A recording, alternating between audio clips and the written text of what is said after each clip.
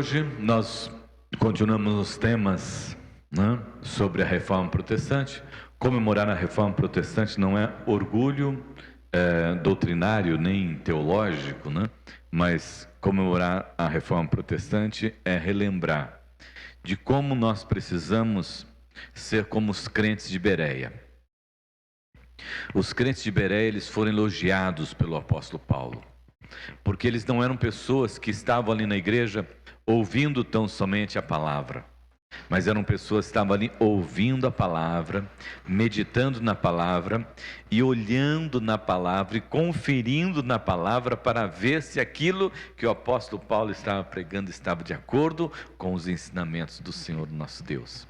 Então, recordar a Reforma Protestante e agradecer a Deus pela Reforma Protestante é exatamente isso, é olhar sempre para a igreja e ver se nós, como igreja, não estamos errando ou cometendo alguma falha no que diz respeito à vida da igreja, ao nosso cotidiano.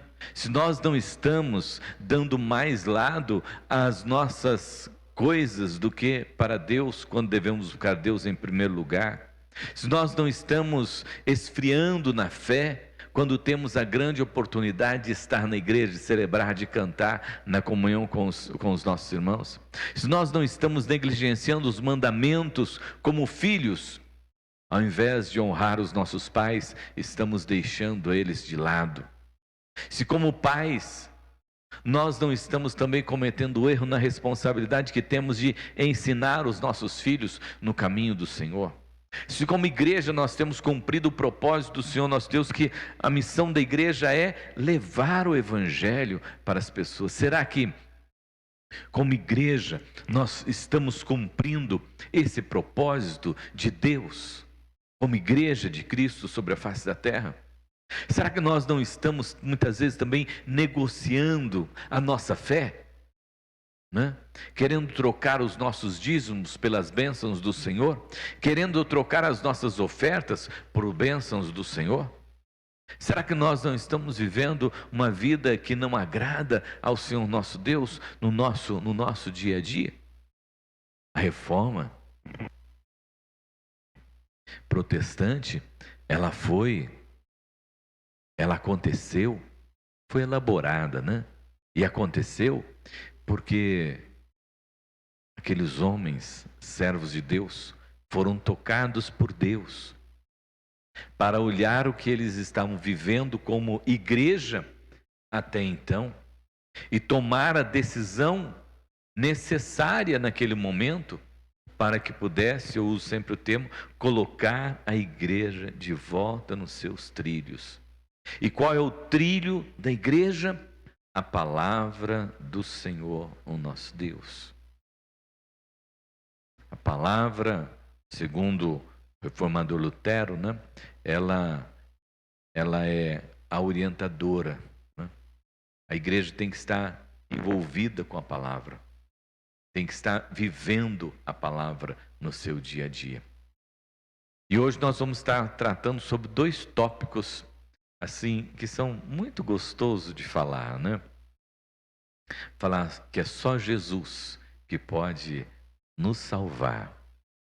E falar também que só lhe deu glória, só ao Senhor nosso Deus, todo louvor, toda honra e toda glória. Quando nós oramos com a Sônia aqui, neste momento, no início do culto, nós já rendemos glórias e honras, louvores ao nome do Senhor nosso Deus, em gratidão por tudo aquilo que Ele tem feito por nós, né? Pela maneira como Ele tem cuidado de cada um de nós, né? Então, é tão gostoso falar de Deus desse jeito, né? Desse Deus presente, desse Deus Emanuel, desse Deus que está conosco, desse Deus que cuida de nós, desse Deus que está à frente. Ele é o Senhor que tem as rédeas da história, né? Que conduz a história. É tão gostoso falar de Deus assim, né? Mas vem aqui falando sobre a reforma, primeiro vem um puxãozinho de orelha, né? Naquilo que precisa ter para que a gente possa botar a igreja nos trilhos. Eu quero ler com você Atos dos Apóstolos, capítulo 4, verso 11 e 12. Foi um puxãozinho de orelha que Jesus deu. na igreja no seu tempo. Naqueles que eram os estudiosos da sua palavra, naqueles que estavam à frente da igreja no seu tempo. Atos 4, 11, 12. E isso foi dito por intermédio do apóstolo Pedro, né? Lá no capítulo 4, versículo 11 e 12, ele diz assim: este Jesus é a pedra rejeitada por vós, os construtores, a qual se tornou pedra angular, e não há salvação em nenhum outro, porque debaixo do céu não existe nenhum outro nome dado entre os homens pelo qual importa que sejamos salvos. Novamente, este Jesus é a pedra rejeitada por vós, os construtores, a qual se tornou a pedra angular, e não há salvação em nenhum outro, porque abaixo do céu não existe nenhum outro nome, e dado entre os homens, pelo qual importa que sejamos salvos. Amém. Amados, somente Cristo. Isto era o que Pedro estava lhe dizendo. Não tem nenhum outro nome debaixo dos céus, a não ser Jesus Cristo. Só que a igreja, né, na época, século XVI, né, em que estava vivendo ali Martinho Lutero, Zwinglio, né, Calvino e John Knox e tantos outros reformadores, eles estavam acompanhando e vivendo a igreja. Lutero tinha crises sérias a respeito da sua fé, porque ele achava que ele estava muito distante de Deus, e ele se reconhecia como um homem muito pecador, e não conseguia encontrar um caminho de aproximação com Deus na forma em que ele exercia a sua fé. Ele não conseguia se aproximar de Deus na maneira com que ele estava vivendo e exercitando a sua fé. Foi quando ele teve aquele encontro com a palavra do Senhor nosso Deus e compreendeu: o justo viverá pela sua fé. O justo é justificado, o homem é justificado pela palavra do Senhor nosso Deus. Na época, só para nós termos uma ideia, né? Existiam a doutrina das penitências, né? A igreja havia criado doutrinas das penitências para que o homem pudesse se aproximar de Deus, né? Nós vemos Pedro ali falando, no texto nós vemos de Atos, né?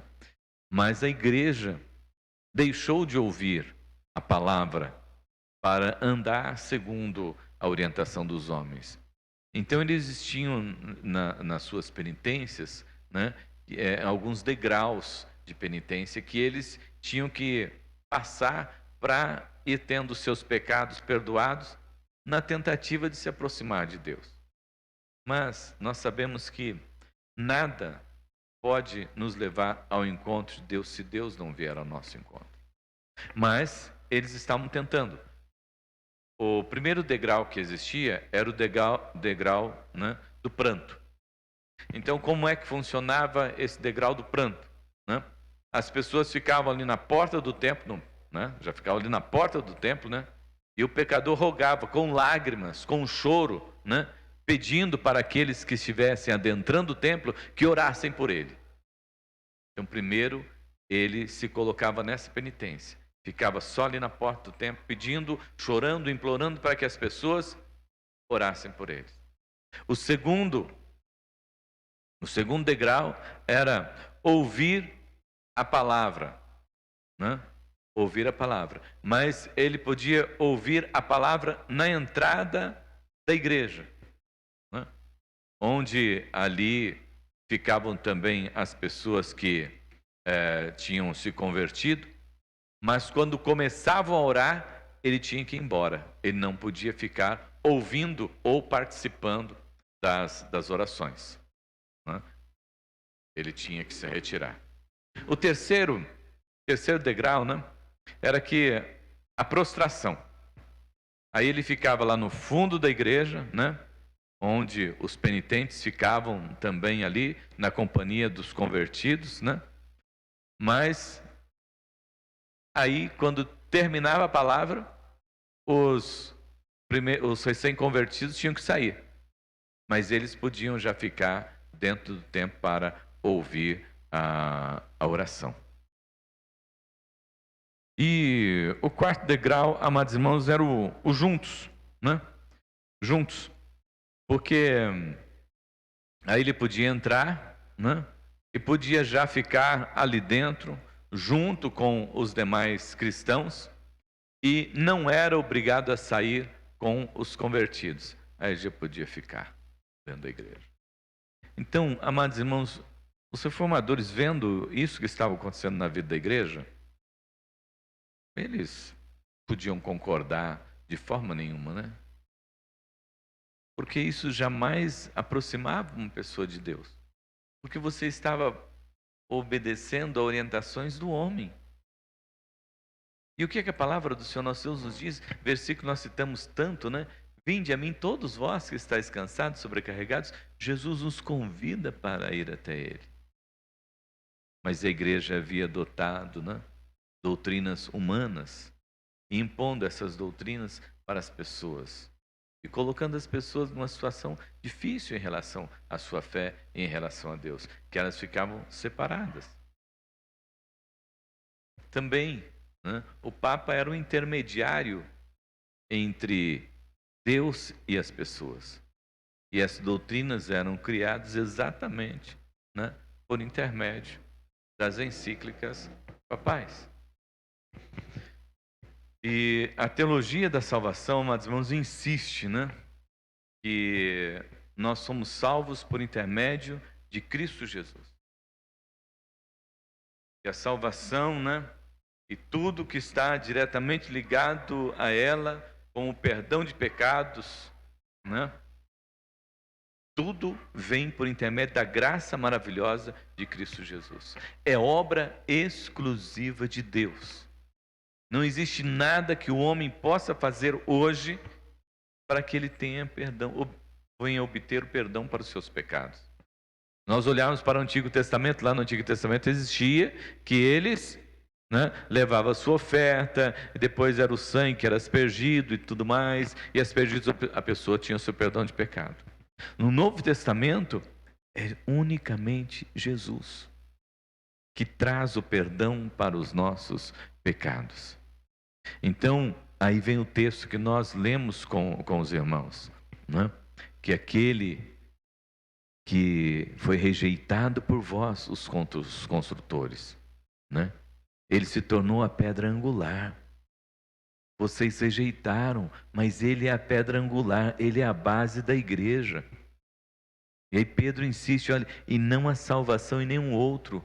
Não adianta vocês cumprir as penitências de vocês, que vocês não vão se sentir perto de Deus de forma nenhuma. Abaixo do céu não existe nenhum outro nome a não ser o de Cristo Jesus, pelo qual importa que nós sejamos salvos. Então, amados irmãos, diante dessas doutrinas é que surge essa necessidade da reforma. Deus não aceita nenhuma colaboração da nossa parte no que diz respeito à salvação, no que diz respeito a perdão de pecados. Qualquer esforço humano, né, ou mérito humano, é depreciar o sacrifício de Cristo Jesus. Se Ele já fez o sacrifício lá na cruz do Calvário, por que é que eu preciso ficar pagando penitência? Se Ele já fez o sacrifício lá na cruz do Calvário, por que é que eu tenho que ficar me martirizando? Eu só preciso crer na palavra do Senhor nosso Deus. Crer na palavra do Senhor nosso Deus. Eu só preciso ter fé e entregar a minha vida a Ele e receber assim o perdão dos meus pecados e ter o meu nome dessa forma escrito no livro da vida. O que é que nós precisamos na teologia reformada compreender, amados irmãos? Primeiro, Jesus Cristo é o único mediador entre Deus e o homem. É Jesus Cristo. não é um santo, né? Ainda que os discípulos de Cristo Jesus, os apóstolos de Cristo Jesus, né, fossem homens escolhidos e separados por eles, eles não podem fazer nada por nós. Eles não podem nos ouvir. Ele não pode nos atender. O único mediador entre Deus e os homens é Jesus Cristo. O supremo mediador entre os homens entre os homens e Deus não é um outro homem, não é um papa, não é um pastor, não é um padre, não é um bispo. É Jesus Cristo. É Jesus Cristo. E a Bíblia, amados irmãos, é clara em afirmar lá em 1 Timóteo 2,5. Ele diz assim, ó: há um só Deus. Um só Deus. Há um só mediador entre Deus e os homens. 1 Timóteo 2,5. Cristo, Jesus, homem. Ele é o nosso mediador. Nós não precisamos sair pedindo favor para ninguém.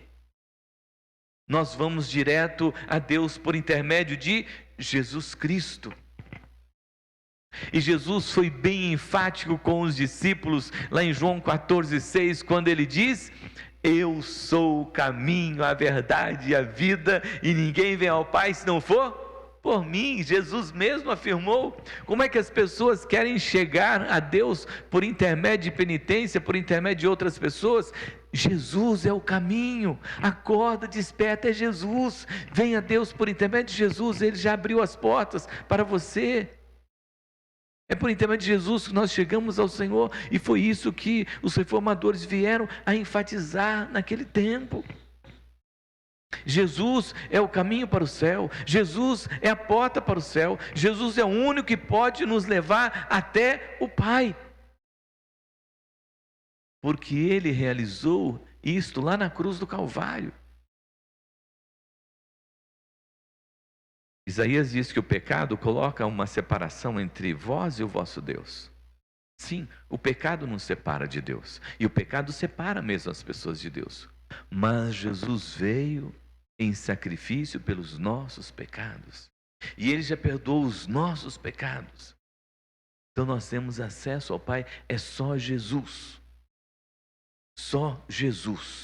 que pode nos conduzir até o Pai. Outro destaque também importante, né, da nossa fé reformada, é que Jesus é o único Salvador, né? É o único e suficiente Salvador da nossa vida. A salvação não vem por meio de méritos humanos, de forma nenhuma, nem é resultado, né, de obras gloriosas e maravilhosas que você venha fazer aqui sobre a face da terra, porque Jesus conversou sobre isso com o jovem rico. O jovem: mas eu tenho cumprido todos os mandamentos. Tá certo, olha que beleza, você é um exemplo, realmente tem cumprido tudo. Então agora sabe o que você faz? Vende tudo que você tem, dá aos pobres e segue-me. Fui, Jesus, mas isso é difícil, hein? Isso é difícil, hein?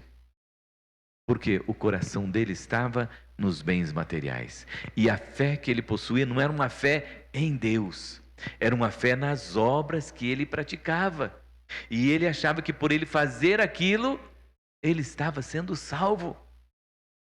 Mas é o nosso coração que tem que ser entregue no altar do Senhor.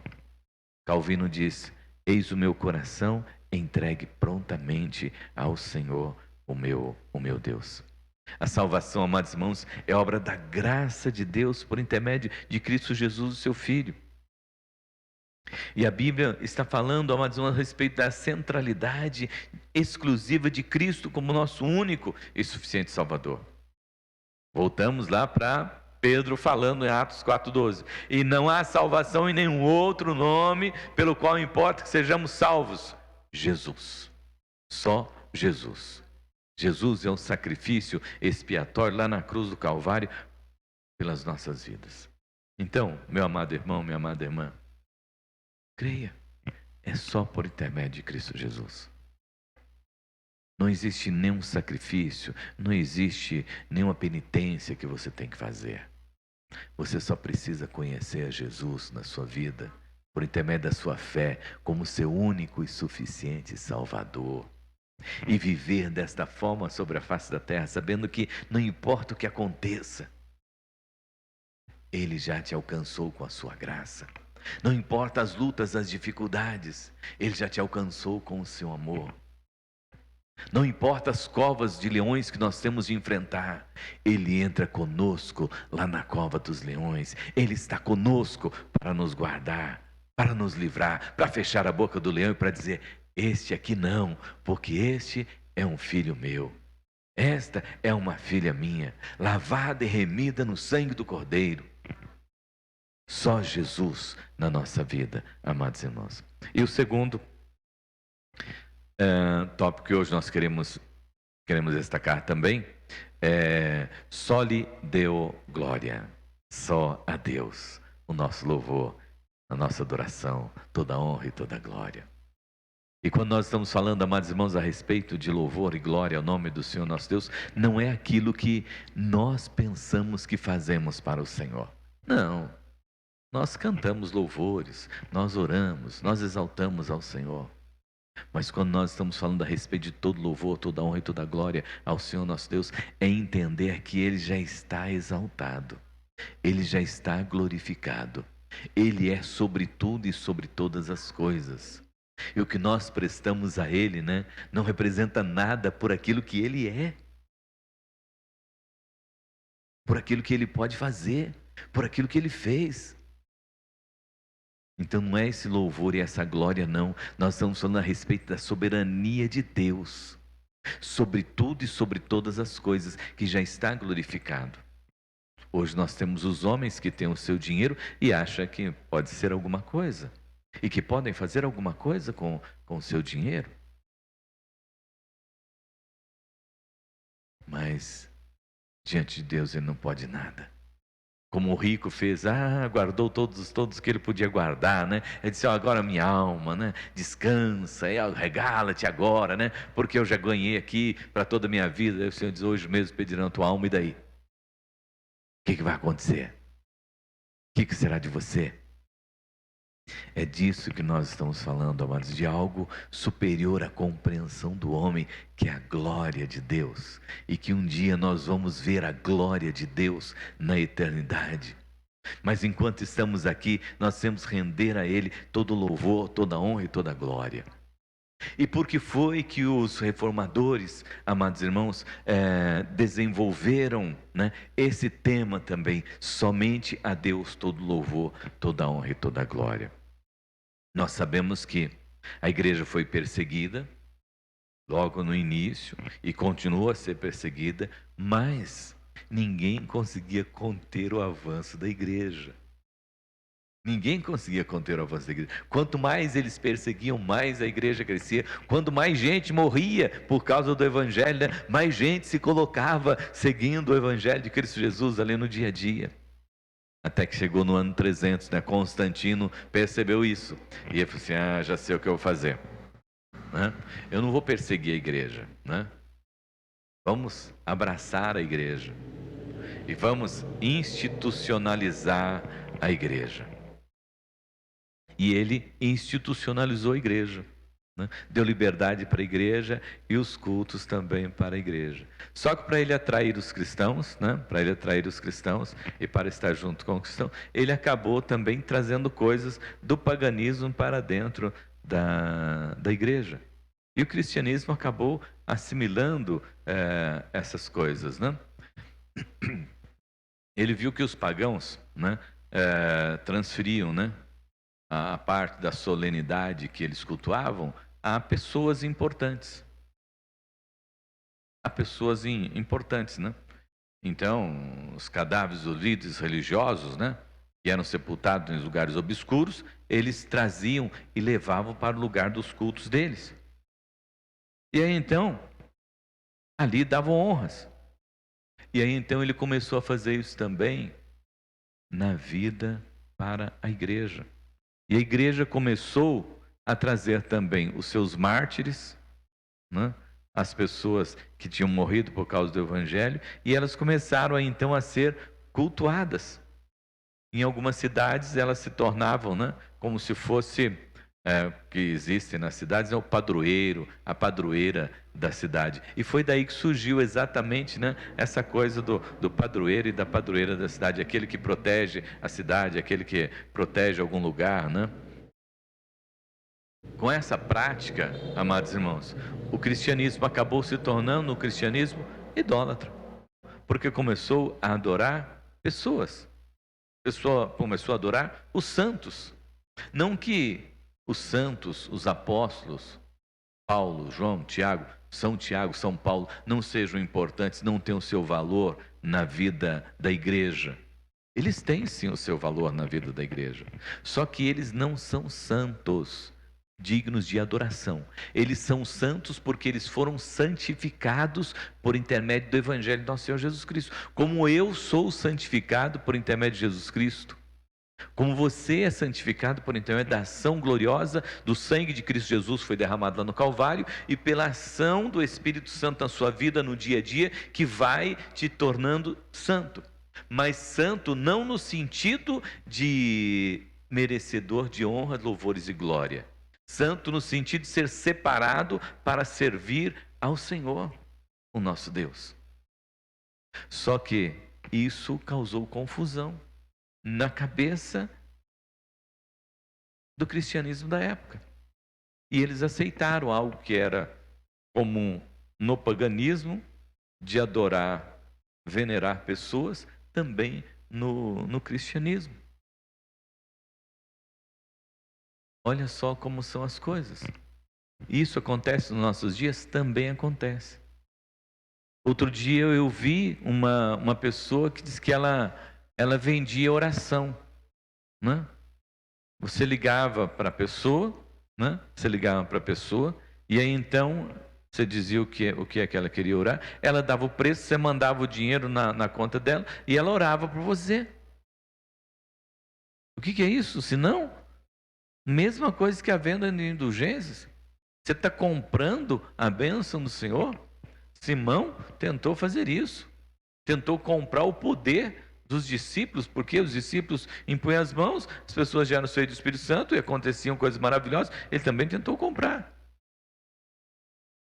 Hoje também acontece. Quantas pessoas que também não têm esse compromisso, estão somente dar o dízimo para fazer uma troca com Deus?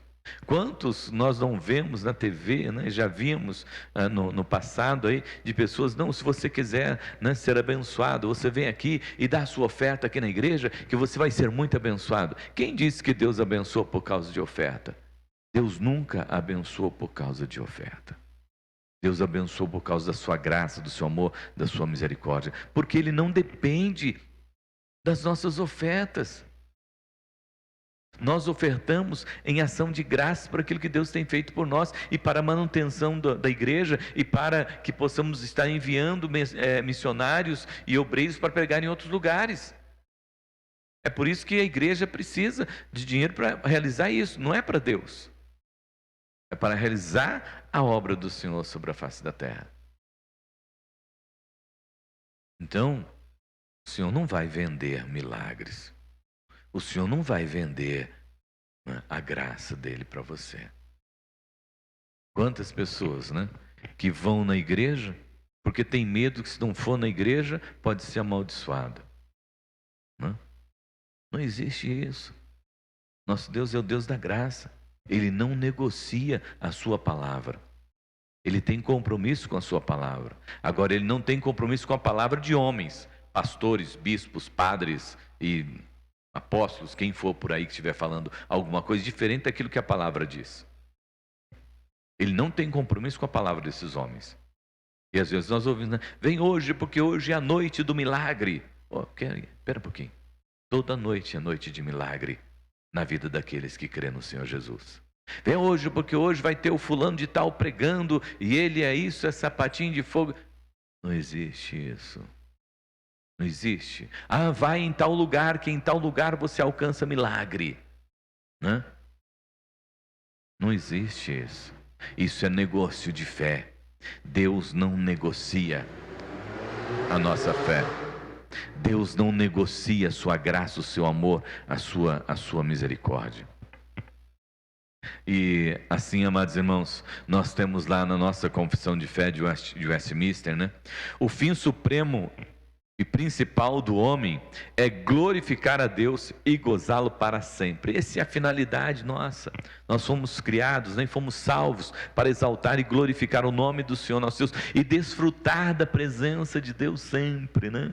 Que gostoso que é desfrutar da presença de Deus, né? O salmista diz assim, né? Eu fiz sossegar a minha alma como criança desmamada no colo da sua mãe. Olha que coisa gostosa, né? É tão bonito você ver uma criança, né? Depois que ela é amamentada pela mãe, né? Ela dorme tão gostoso ali no colo da mãe, né? Uma segurança ali no colo da mãe. O salmista diz, olha, Senhor, eu fiz sossegar a minha alma como criança desmamada nos braços da mãe. É assim que Deus quer que nós nos sintamos, é assim que Deus quer que nós vivamos. E Deus, o nosso Deus, lá em Isaías 42:8, diz que Deus não divide a sua glória com ninguém. Deus não divide a sua glória com ninguém. A glória é dele, e tão somente para ele, ele não divide com ninguém. E governa sobre tudo e sobre todas as coisas, de modo que em todo lugar e em todos os momentos e sobre tudo e todas as coisas, alguém diga glórias a Deus. Como Deus é maravilhoso, e a Ele todo louvor, toda honra e toda glória, amados irmãos. E Ele fez isso, amados irmãos, na vida do povo de Israel, cuidou do povo de Israel. Nós vamos sempre lembrar disso, para ver que esse nosso Deus é esse Deus que merece realmente todo louvor, toda honra, toda glória, e só Ele pode fazer. E Ele fez, e Ele envergonhou todos os povos, quando Ele escolheu a Israel, né? Eu vou citar aqui rapidamente para os irmãos, e não vou ler o texto, só vou citar, né? Deus escolheu o seu povo para o louvor da sua glória, lá em Efésios, né? Capítulo 1, versículo 4, 6, né? E 14, 12, 14 também, né? Nos criou para o louvor da sua glória. Nós já citamos Isaías 43, e ele não divide a sua glória com ninguém, né? Ele chamou Israel para quê? Para o louvor da sua glória.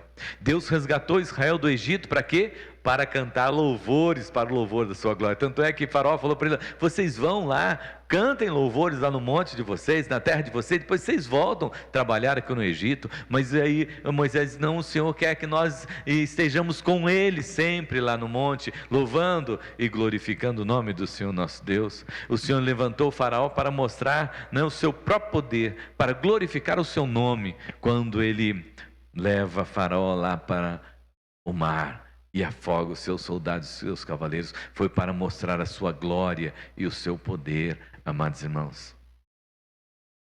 Ele derrotou lá para mostrar o quê? A sua glória, que só Ele é Senhor sobre tudo e sobre todas as coisas.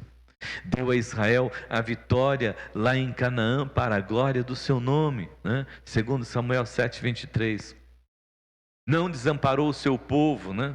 Para a glória do seu nome, lá em Samuel também, 1 Samuel 1, 12, 20. Deus restaurou Israel do exílio para o louvor da glória do seu nome. Deus os alcançou com a sua graça para o louvor da glória do seu nome. Ensinou-nos a fazer boas obras, para quê? Para louvor e glória do seu nome. As obras que nós fazemos, né? As obras que nós fazemos, né? Sobre a face da terra, não é, né? Mateus 5,16 e 1 Pedro 2,12. As obras que nós fazemos não é para a glorificação do nosso nome, para nosso reconhecimento. Nós fazemos tudo isso para a glória de Deus, né?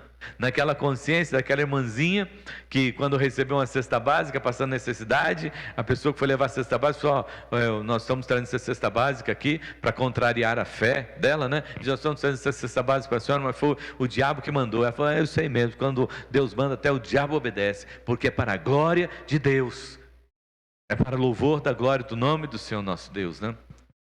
Ele responde às nossas orações para a exaltação do louvor da sua glória, né? Ele suportou, né, sofrimento até o último momento. Para quê? Para a exaltação da glória do nome do Senhor, o nosso Deus. O Senhor ofereceu o seu Filho, né, para vindicar a glória da sua justiça. Romanos 3, 25 e 26. Para nos justificar por intermédio da nossa fé em Cristo Jesus. Jesus recebe-nos na comunhão, Romanos 15:7, para o louvor da sua glória. O ministério do Espírito Santo, qual é? Exaltar e glorificar o nome do Senhor nosso Deus, João 16:14. Deus instruiu-nos a fazer todas as coisas para o louvor da sua glória e para a glória do seu nome, 1 Coríntios 10:31. Deus, amados irmãos, nos instruiu a servir de maneira que Ele seja glorificado. Tudo que vier às tuas mãos, faze conforme as tuas forças, para a glória do nome do Senhor nosso Deus. E Jesus voltará para a glória do seu nome, para a glória do nome do Senhor, o nosso Deus. O desejo do Senhor nosso Deus é que na eternidade o seu povo se alegre em sua companhia, para louvor e glória do nome do Senhor, o nosso Deus. Em Abacuque 2,14, né? O plano de Deus é encher a terra de conhecimento para a glória do nome do Senhor nosso Deus. Todas as coisas que acontecem, né, são para a glória do nome do Senhor nosso Deus. Romanos 11:36. E por último, para concluir, a Nova Jerusalém. Na Nova Jerusalém, a glória de Deus vai substituir o sol. A glória de Deus vai substituir o sol. Nós não vamos precisar do sol, porque a glória do Senhor, nosso Deus, vai substituir o sol. Vai iluminar os nossos corações e as nossas vidas por toda a eternidade. Portanto, amados irmãos, somente Jesus Cristo. Ele é o nosso único e suficiente Salvador. Ele já fez tudo o que Ele tinha que fazer por você. Você só precisa encontrá-lo, abraçá-lo e segui-lo, porque Ele vai cuidar de você todos os dias. Toda honra e toda glória é dada ao nome do Senhor nosso Deus, porque não existe a quem mais deve ser exaltado e glorificado, a não ser o nome do Senhor nosso Deus. Precisamos, amados irmãos, sempre estar olhando para nós mesmos e ver se nós não estamos precisando de uma nova reforma na nossa vida, de uma nova reforma na nossa fé, de uma nova reforma na nossa igreja. Se nós não estamos andando fora dos trilhos, nós não precisamos voltar para a Bíblia e tão somente para a Bíblia, onde seja só a Escritura, onde seja somente por intermédio da nossa fé, onde seja só a graça, somente a graça do Senhor nosso Deus que nos envolve, onde seja somente Cristo Jesus na nossa vida, e onde todo louvor, toda honra e toda glória seja dada ao Senhor, o nosso Deus eterno e todo-poderoso. Celebrar a reforma, amados irmãos, é um desafio para nós como cristãos, de olhar para a palavra e de colocar a nossa vida nos trilhos, segundo a vontade do Senhor, o nosso Deus. Amém? Amém? Feche teus olhos. Eu quero que você conhece, cante isso comigo. Quero voltar ao início de tudo. Quero voltar ao início de tudo, encontrar-me contigo, Senhor. Quero rever meus conceitos e valores. Eu quero reconstruir. Vou regressar ao caminho. Vou ver as primeiras obras, Senhor. Eu me arrependo, Senhor, me arrependo, Senhor, me arrependo.